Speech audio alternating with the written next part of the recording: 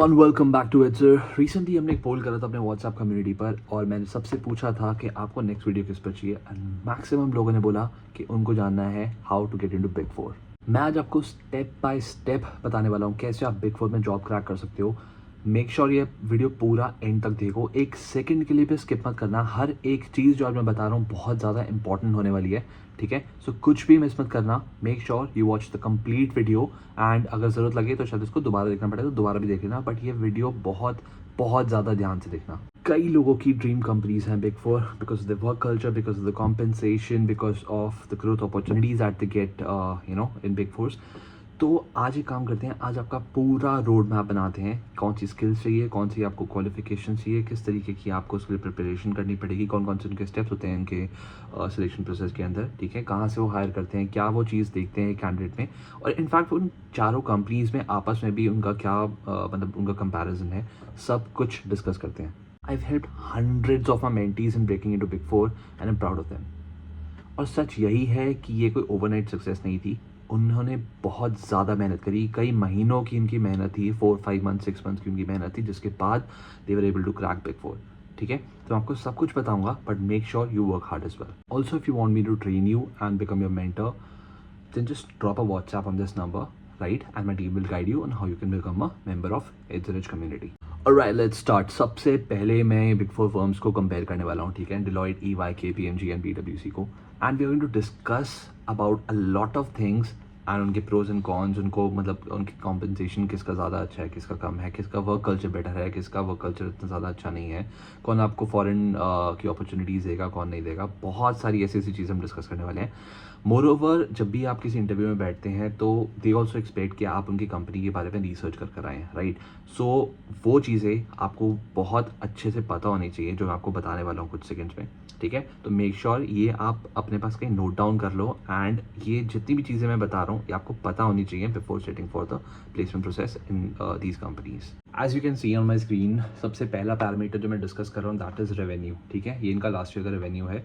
Deloitte का जो revenue था दैट वाज $69.9 बिलियन, EY का था $49.4 बिलियन, KPMG का $36.4 बिलियन एंड PwC का $53.1 billion. So revenue wise Deloitte is rank 1, ठीक है। सबसे ज़्यादा उनके पास मतलब अच्छा रेवेन्यू था, एंड यू कैन इवन से कि डिलॉइट की पेइंग कैपेसिटी भी सबसे ज़्यादा है, ठीक है।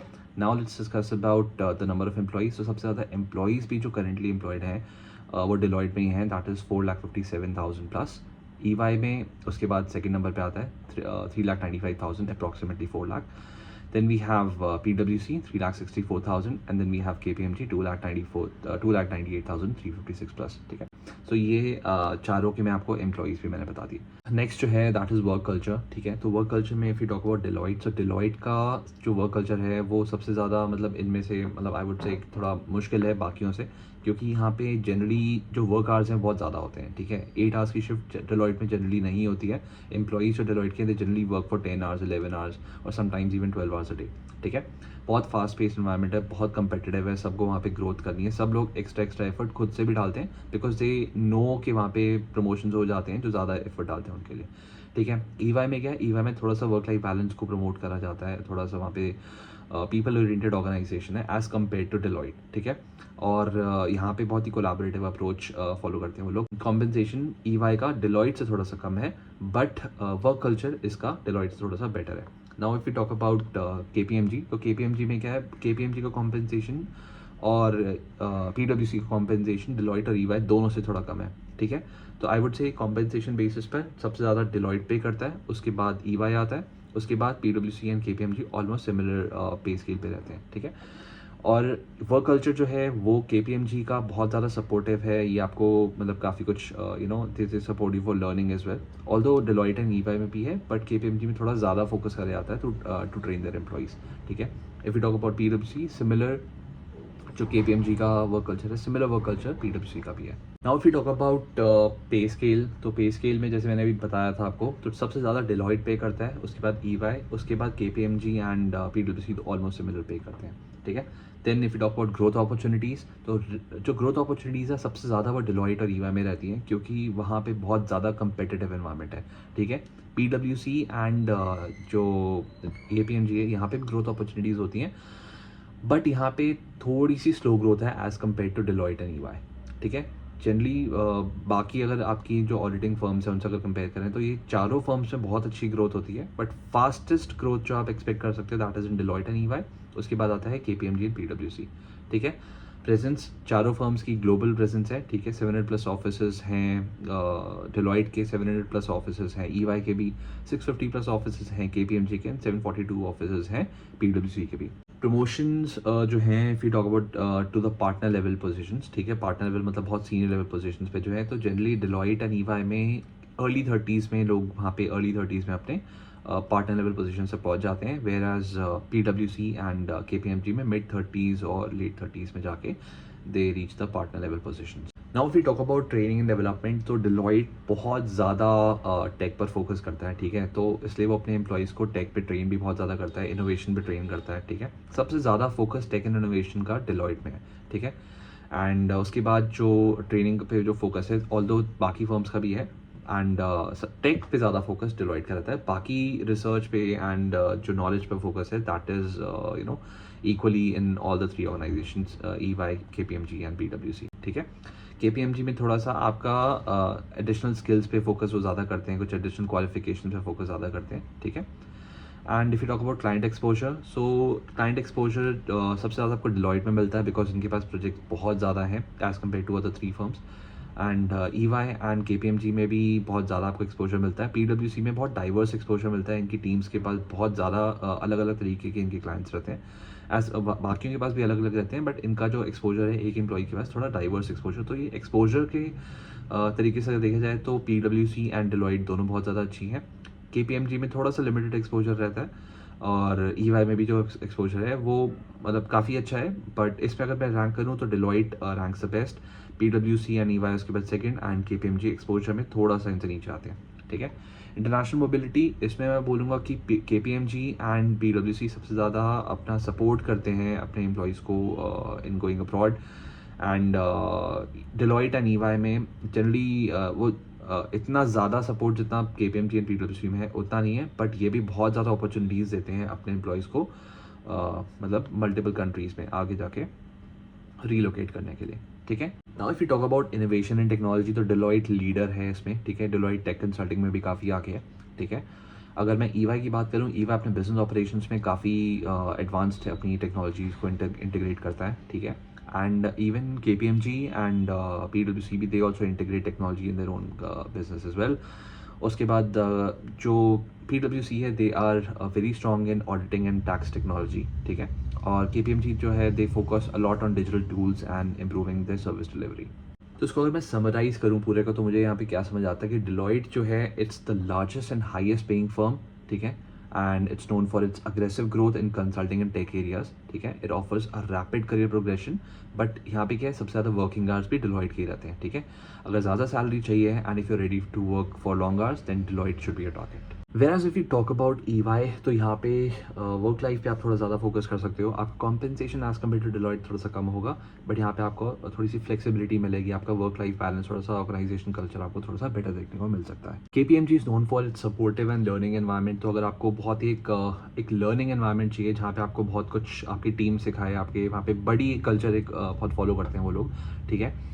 तो अगर आपको चाहिए कि आपकी कंपनी में आपको बहुत ज़्यादा लर्निंग एनवायरनमेंट मिले then KPMG should be your choice. And if you talk about PwC, so अगर आपको एक प्रोफेशनल एनवायरनमेंट चाहिए then PwC would be your choice. Also PwC में जब आपका जो क्लाइंट एक्सपोजर है वो काफ़ी ज़्यादा मिलता है आपको, ठीक है। तो अगर आपको क्लाइंट एक्सपोजर ज़्यादा चाहिए then also PwC would be your choice. अब इस कंपैरिजन के बाद आप लोग डिसाइड कर सकते हो कि कौन सी कंपनी आपकी टारगेट कंपनी होने वाली है, ठीक है, so that you can prepare for that accordingly.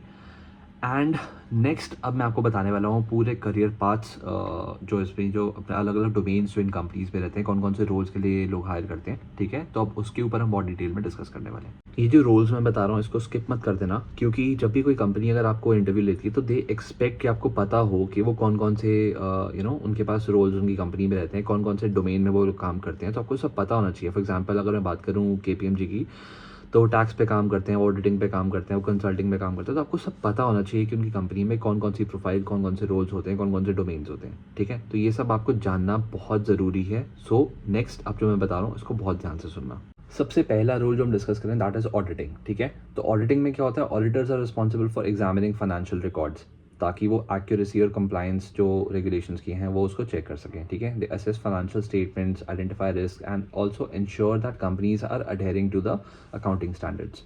Auditing में जो कोर्सेज वो लोग प्रेफर करते हैं, ठीक है, they are from accounting, economics and finance backgrounds. अगर मैं ग्रेजुएशन की बात करूँ तो B com honours, economics honours, ठीक है, ये सब लोग इसके लिए अप्लाई कर सकते हैं। Even MBA students can also apply for auditing profiles. And इसके साथ साथ जो एडिशनल क्वालिफिकेशन जिसको वो लोग बहुत ज़्यादा प्रेफर करते हैं दैट इज़ CA, CPA या फिर ACCA। नेक्स्ट प्रोफाइल जो है दैट इज़ फॉर टैक्सेस, ठीक है। तो टैक्स जो प्रोफेशनल्स होते हैं they focus on tax strategy, they also focus on tax planning, compliance and risk management, ठीक है। They work with clients to optimize tax efficiency while ensuring adherence to tax laws. अब इसमें अगर मैं बात करूं तो इसमें एजुकेशनल बैकग्राउंड जो देखते हैं वो लोग वो भी again it is for accounting, taxation, law background होगा या फिर इकोनॉमिक्स बैकग्राउंड होगा। इसमें जो सर्टिफिकेशंस या फिर जो एडिशनल क्वालिफिकेशंस वो लोग प्रेफर करते हैं दैट इज CA या फिर CPA या फिर LLM इन टैक्सेशन या फिर CMA।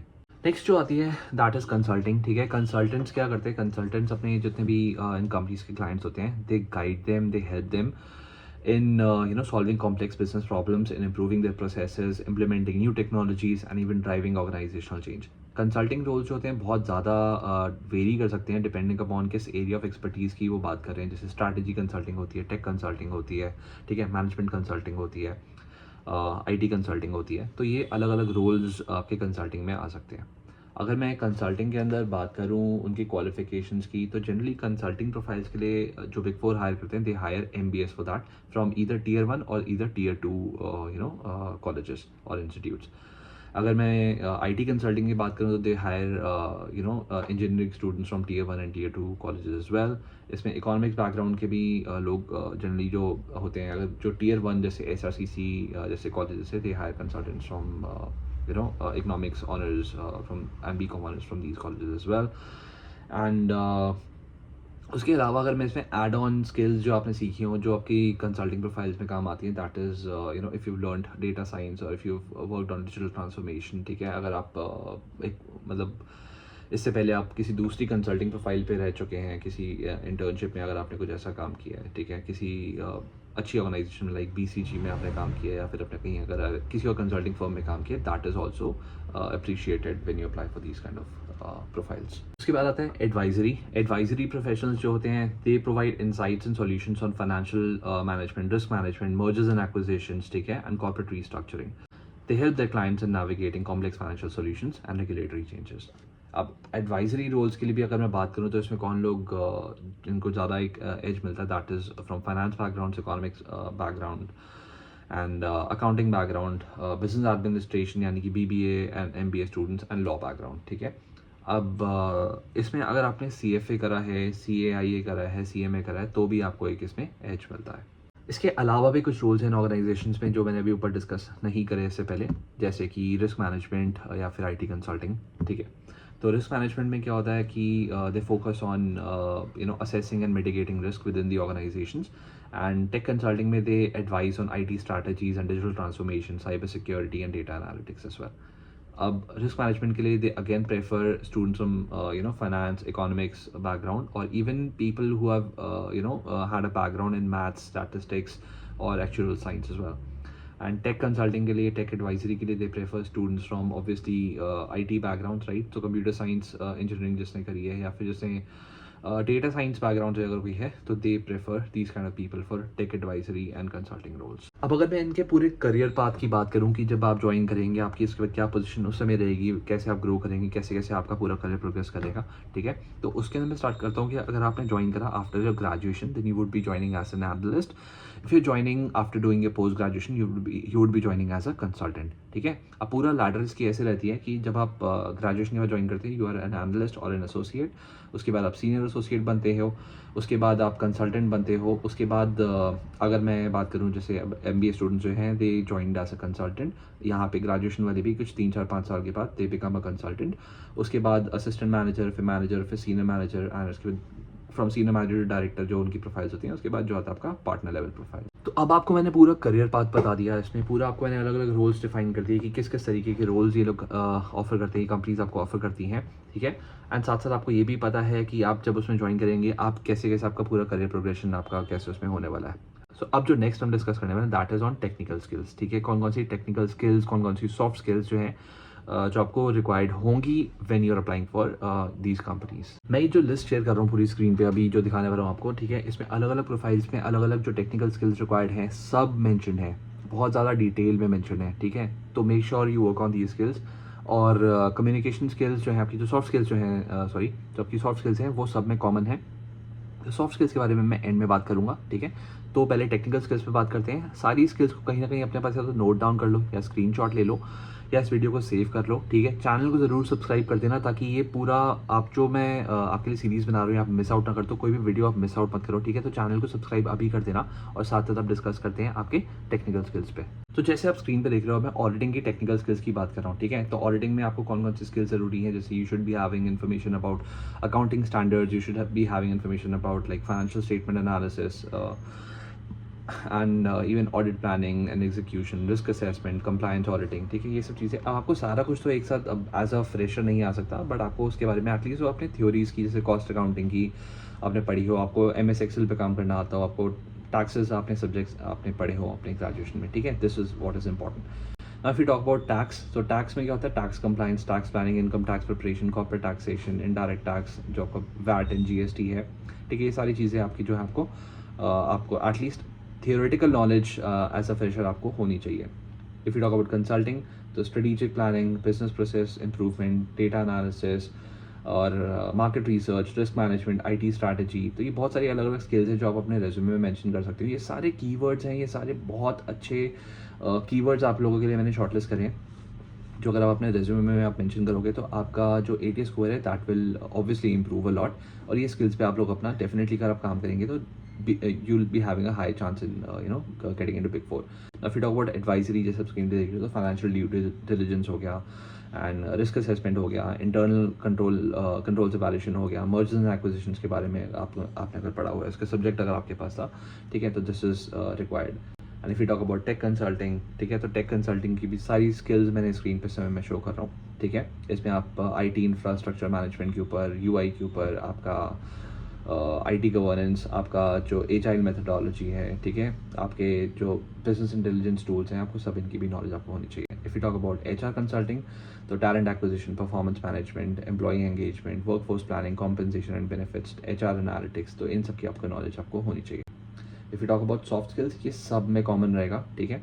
तो सॉफ्ट स्किल्स में आपके पास जैसे communication skills, team work, leadership, problem solving, critical thinking, adaptability, time management, conflict resolution, negotiation, decision making, etcetera etcetera. तो सारी स्किल्स मैंने यहाँ पे मेंशन करी हैं स्क्रीन पे। तो मेक श्योर कि ये सारी जो मैंने स्किल्स दिखाई हैं आपको, टेक्निकल स्किल्स एंड जो सॉफ्ट स्किल्स दिखाई हैं, आपकी रिलेवेंट प्रोफाइल के हिसाब से you mention them in your resume as well and you start working on these kind of skills from day 1। आज ये वीडियो देख रहे हो, आज से ही इन स्किल्स पे काम करना शुरू कर दो। ये सारी स्किल्स जो हैं ये आपके रेज्यूमे को परफेक्टली अलाइन कर देंगी उनकी जो JD जो उनका होगा और उनकी जो एक्सपेक्टेशंस होंगी। So you will be having a very high chance in getting these kind of jobs, ठीक है। तो मेक श्योर जितनी भी मैंने स्किल्स अपनी मेंशन करी हैं ऊपर अभी थोड़ी देर पहले इस वीडियो में, तो आप वो सारी स्किल्स पे अपना जितनी भी आपकी रेलिवेंट प्रोफाइल्स के लिए आप उन पे काम करो and make sure that you have those keywords mentioned in your resume so that you have a high chance in getting a job at a Big 4 firm. अब मैं बात करूंगा इंटर्नशिप्स का क्या रोल रहता है in getting a job eight Big 4, ठीक है। उनकी क्या क्या चीज़ें जो आप अपने किस किस तरीके की आपने इंटर्नशिप्स करी होंगी जिसकी वजह से आपको Big 4 में एक अच्छी जॉब मिल सकती है, या फिर Big 4 में ही अगर आपको इंटर्नशिप करनी है तो उसके लिए आप क्या करें, उस पर भी मैं बात करूंगा अभी आपसे। इंटर्नशिप्स जो होती हैं एक बहुत ही क्रिटिकल एक स्टेपिंग स्टोन होती हैं, ठीक है। इंटर्नशिप्स ये दिखाती हैं रिक्रूटर्स को कि आपने कितना ज़्यादा आपने उनके रेलेवेंट जो प्रोफाइल है आपने उससे कितना ज़्यादा रेलेवेंट आपने पहले काम कर रखा है, आपने क्या क्या चीज़ें अभी तक सीख रखी हैं, ठीक है। अगर आपने किसी एक CA के अंडर आपने काम करा है that would really help a lot. अगर आप किसी ऑडिटिंग प्रोफाइल या फिर किसी आप फाइनेंस प्रोफाइल के लिए जाना चाह रहे हो, ठीक है। अगर आपने किसी फाइनेंशियल रिसर्च फर्म में आपने इंटर्नशिप करी है, that would really help you a lot, ठीक है। अगर आपको आईटी कंसल्टिंग में जाना है तो आपने अगर किसी आईटी फर्म में अगर आपने वहाँ पे कुछ भी आपने छोटी सी इंटर्नशिप अगर आपने करी 2-3 महीने की, that would really help allot, ठीक है। तो मेक श्योर ये सब आप इंटर्नशिप अपने एक्सपीरियंसेस गैदर करो, that would make you a relevant candidate for big 4 firms. Also internships क्या करते हैं, internships ensure that you are gaining relevant industry insights, ठीक है। आप इंडस्ट्री स्पेसिफिक स्किल्स जो हैं आप वो गेन कर रहे हो, आप जो राइट चीज़ें जो आपको सीखनी है आप वो अपनी इंटर्नशिप से पहले से आप सीख कर आ रहे हो। नेक्स्ट, इंटर्नशिप्स इंश्योर करते हैं कि आपका एक अच्छा प्रोफेशनल नेटवर्क बिल्ड हो रहा है, और network would really help you a lot in getting internships and jobs later on as well. Internships ensure करती हैं कि आप कल्चरल फिट आप हो, आपको कुछ आइडिया है कि कॉर्पोरेट्स कैसे काम करते हैं, ठीक है। आपने इंटर्नशिप एक अच्छी फर्म में करी है, इससे उनको लगता है कि हाँ ठीक है, इसने काम करा है, इसको पता है ऑर्गेनाइजेशन कैसे काम करती हैं, तो you would be a better candidate as compare to others in their eyes. And also internship show that you are an early starter and an initiator. आपने अपने खुद से अपने एफर्ट्स डाले, आपने कुछ सीखा, and now you are much ahead of your competition in getting a full time job। अब बिग 4 में इंटर्नशिप्स कैसे आपकी लग सकती हैं, उसके कई तरीके हैं। बिग 4 में इंटर्नशिप्स के लिए सबसे पहली सबसे जो आसान तरीका है दैट इज़ कैंपस रिक्रूटमेंट्स जो होती हैं, ठीक है। काफ़ी सारी मतलब काफ़ी सारे कॉलेजेस में बिग 4 फर्म्स जाती हैं टू हायर इंटर्न्स, तो वहाँ पे आपका बहुत ज़्यादा चांस है to get internship at a big 4 firm. उसके अलावा you can obviously apply on various job portals, जहाँ पे ये लोग अपनी समर इंटर्नशिप्स के लिए भी कई बार ये अपनी जॉब पोर्टल्स पे मेंशन करते हैं that they are hiring summer interns. उसके अलावा भी they hire for various other internship profiles throughout the year as well, तो you can apply for these kind of internships on their career page or on a job portal. Also, if you have a close network with someone who's working at a big 4 firm, so वहाँ पे आप अपना एक referral के through भी you can get an internship at a big 4 firm. अभी थोड़ी देर पहले मैंने technical skills and soft skills की बात करी।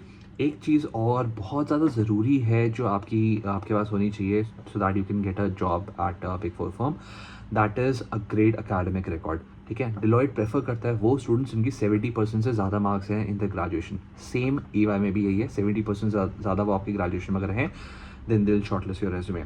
KPMG एंड PwC में द परसेंटेज है 65% प्लस। कुछ एक्सेप्शनल केसेस में ये चीज़ों को इग्नोर भी कर दिया जाता है। अगर आपका रेज्यूमे बहुत ज़्यादा अच्छा है, अगर आपने कुछ कंसल्टिंग में बहुत ज़्यादा इंटर्नशिप्स करी हैं, या फिर आपने उनकी रेलिवेंट जो डोमेन है आपने उसमें कुछ इंटर्नशिप्स या आपकी इतनी क्लब्स की आपकी लीडरशिप है किसी कॉलेज क्लब की, तब भी वो आपको शॉर्टलिस्ट कर लेते हैं, ठीक है। But to be on the safe side I would recommend आप अपने ग्रेजुएशन की परसेंटेज 70% से ज़्यादा रखो, so that you can get shortlisted for these kind of profiles in these kind of companies. So अगर मैं इसको समराइज करूँ तो what are they looking for? पहली चीज़, they are looking for academic excellence, एक ग्रेट एकेडमिक रिकॉर्ड अगर आपका है, दे विल प्रेफर यू।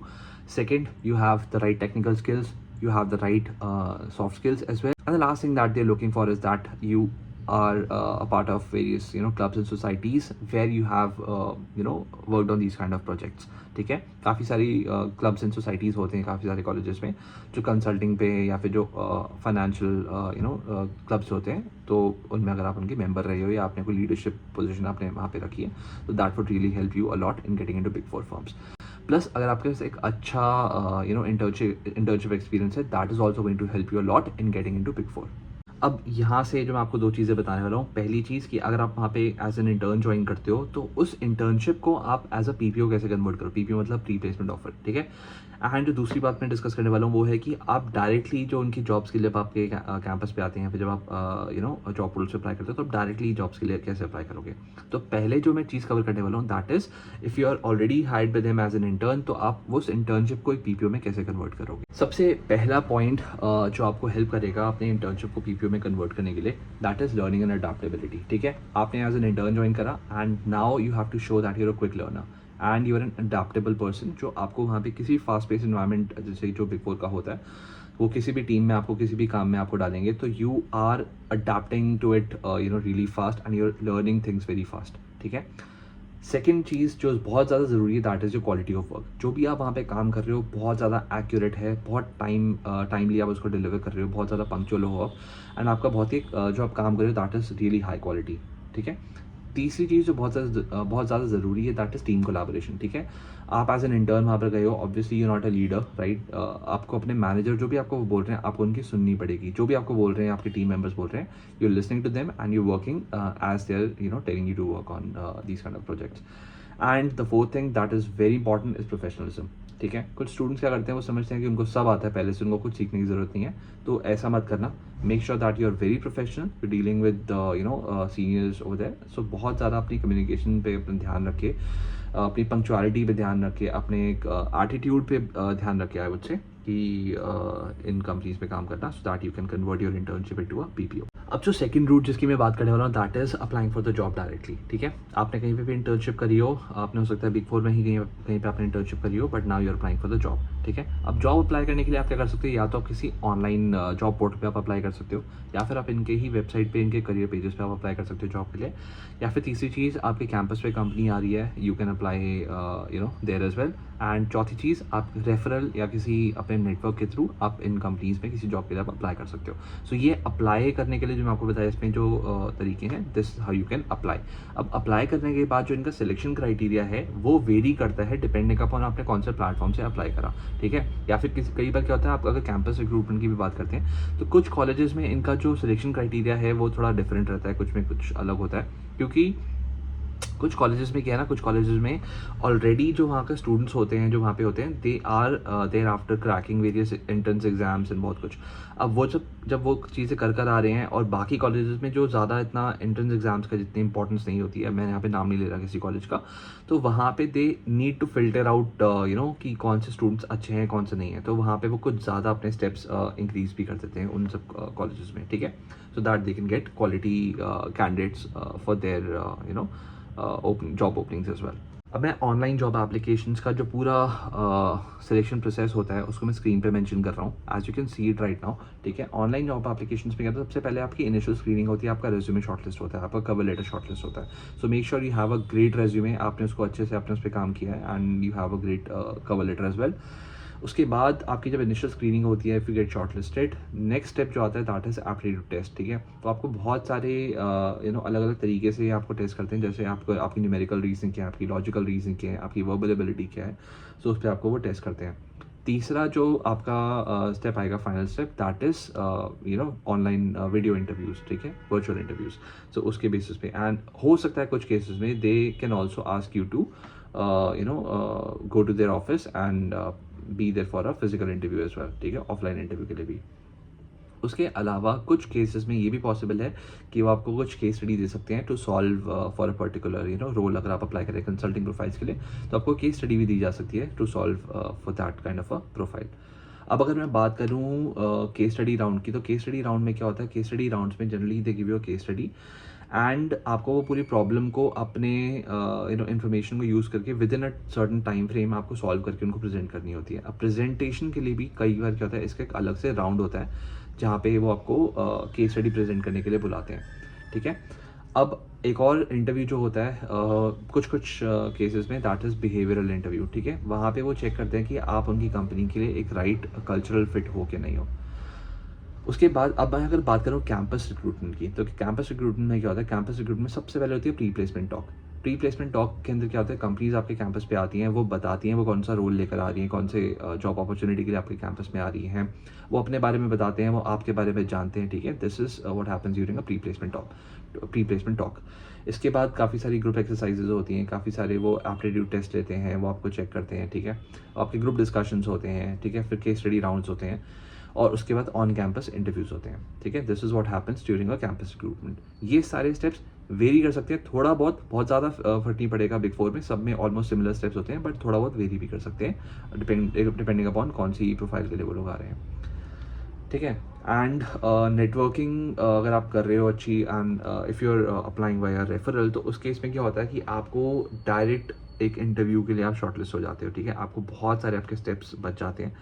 तो ट्राई करो अगर आपका एक अच्छा नेटवर्क है, and if you can directly secure an interview at a big four firm. अब क्योंकि उनके पास जो एप्लीकेशंस आ रही हैं ऑनलाइन पोर्टल्स पे, वो हज़ारों में आ रही हैं, ठीक है। अगर कैंपस की भी बात करें, तो कैंपस पे भी बहुत सारे स्टूडेंट्स अप्लाई करें जॉब्स के लिए। तो मेक श्योर जो आप रेज्यूमे बना रहे हो, आपने उसको तसल्ली से टाइम लेकर एक अच्छा सा रेज्यूमे बनाया, ठीक है। If you need help in building your resume, you can obviously reach out to अस।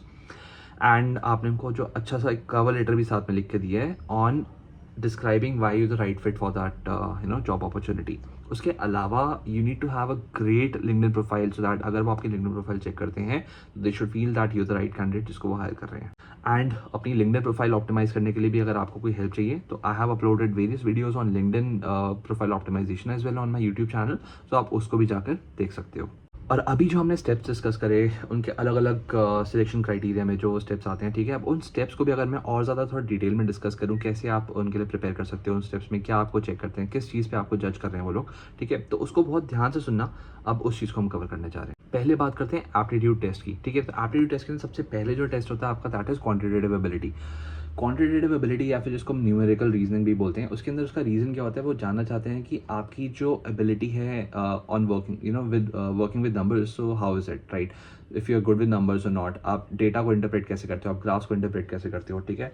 तो अब इसके अंदर मैं अगर बात करूँ कि कौन कौन से टॉपिक्स जो हैं जो कवर किए जाते हैं, कौन कौन से टॉपिक से आप क्वेश्चन से एक्सपेक्ट कर सकते हैं अपने क्वांट के टेस्ट के अंदर, ठीक है, एक एप्टी टेस्ट के अंदर, वो टॉपिक्स हैं आपके नंबर सिस्टम्स, अरिथमेटिक यानी कि percentages, profit loss, time and work, algebra, geometry, mensuration and trigonometry, stats, probability, data interpretation and time and distance की प्रॉब्लम्स, ठीक है। उसके बाद मैं बात करता हूँ वर्बल एबिलिटी की, ठीक है। वर्बल एबिलिटी यानी कि जिसको हम इंग्लिश बोलते हैं नॉर्मली, तो इंग्लिश के अंदर या फिर आपकी वर्बल एबिलिटी के अंदर जो वो लोग चीज़ें जो टेस्ट करते हैं वो कौन कौन सी होती हैं आपकी, वो आपकी होती हैं कि आपको कई आरसी दिए जा सकते हैं, कुछ रीडिंग कॉम्प्रिहेंशन, कुछ पैसेजेस दिए जा सकते हैं, and you have to understand and interpret them, उनके क्वेश्चंस आपको सॉल्व करने पड़ेंगे, ठीक है। फिर आता है आपका लॉजिकल रीजनिंग टेस्ट, यहाँ पे आपको पैटर्न्स आइडेंटिफाई करने पड़ेंगे, या फिर लॉजिकल सीक्वेंसेस होंगी, या फिर कोई डेटा के अंदर रिलेशनशिप्स आपको फाइंड आउट करने पड़ेंगे, वो सब चीज़ें, ठीक है। फिर आता है आपका पर्सनालिटी टेस्ट, ये कुछ केसेस में होता है, बहुत ज़्यादा केसेस में नहीं होता, बट पर्सनालिटी टेस्ट भी वो लोग आपसे लेते हैं to understand what kind of a person you are, ठीक है। तो उसके अंदर भी काफ़ी सारे मल्टीपल चॉइस क्वेश्चन यानी एमसीक्यूज आपके होंगे जो आपको बिहेवियरल टेंडेंसीज पे आपको टेस्ट करेंगे।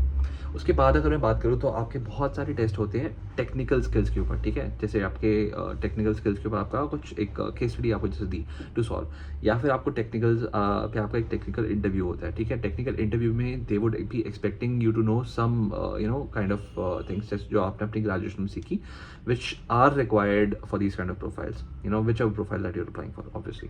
So इसका रीज़न क्या होता है, they want to test your knowledge and they want to test your technical areas and how relevant you are for the job opportunity.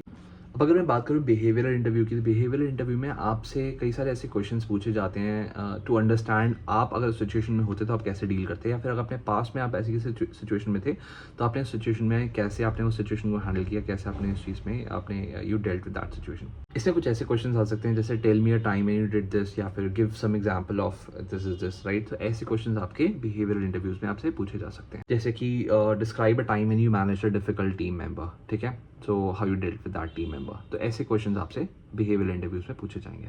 Technical interviews के अंदर आपसे टेक्निकल प्रॉब्लम सॉल्व करने को कहेंगे, आपसे कुछ क्वेश्चंस पूछेंगे टू जज आपकी फाइनेंशियल स्किल्स, आपकी आईटी स्किल्स, जो भी प्रोफाइल के लिए आप अप्लाई कर रहे हैं उनसे रिलेवेंट क्वेश्चंस आपसे पूछेंगे टेक्निकल राउंड्स में। ऐसे ही केस स्टडी इंटरव्यू होगा जहाँ पे आपने जो केस स्टडी सॉल्व करी थी उसके ऊपर वो आपसे डिस्कस करेंगे कि आपकी अप्रोच क्या रही उस पूरी केस स्टडी को सॉल्व करने के लिए।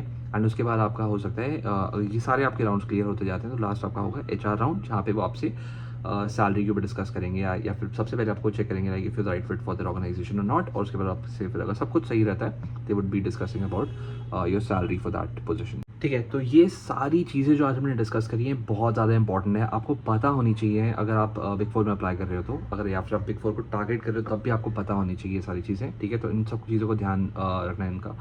एंड नेक्स्ट अगर आपको कोई और प्रॉब्लम है कुछ भी है तो do mention that in the comment, and I obviously read all the comments. हो सकता है अगर मुझे वो लगा कि काफ़ी सारे स्टूडेंट्स की प्रॉब्लम है वो चीज़, तो अगला वीडियो मैं उस चीज़ पर बना दूंगा। और अगर आप भी मेरे मेंटीज़ की तरह किसी अच्छी ऑर्गेनाइजेशन में जॉब करना चाहते हो, राइट, जैसे बिग फोर की अगर हम बात करें आज, तो मेरे कई सारे मेंटीज़ ऑलरेडी बिग फोर में प्लेस्ड हैं, और कई सारे और भी मेरे मेंटीज कई अलग अलग ऑर्गेनाइजेशन पे प्लेस हैं। तो आप किसी भी ऑर्गेनाइजेशन को टारगेट करें and you want to prepare for that, you can definitely take our help.